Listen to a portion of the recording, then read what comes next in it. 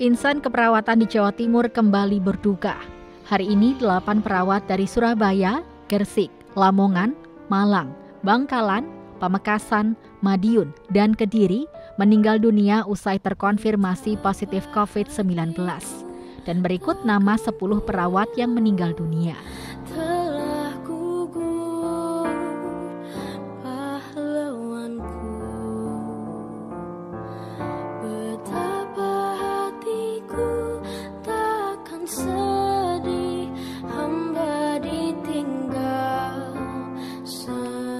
Profesor Nur Salam, Ketua DPW PPNI Jawa Timur mengatakan, terus bertambahnya perawat meninggal dunia ini membuat kebutuhan relawan perawat tidak bisa ditunda lagi.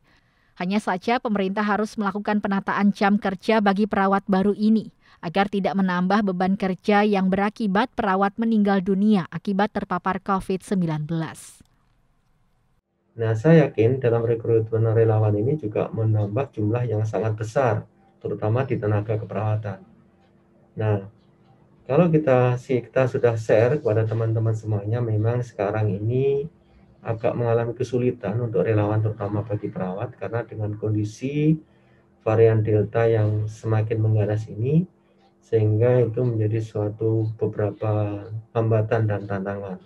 Sehingga kami pernah mengedarkan ada memerlukan sekitar 40-50 relawan, tapi yang mendaftar hanya 6 orang.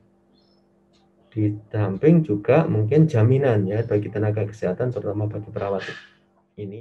Dari catatan DPW PPNI Jawa Timur, jumlah perawat terkonfirmasi positif COVID-19 sudah menembus angka 4. Dari jumlah tersebut, 150 orang perawat meninggal dunia dan 48 orang meninggal dunia di bulan Juli.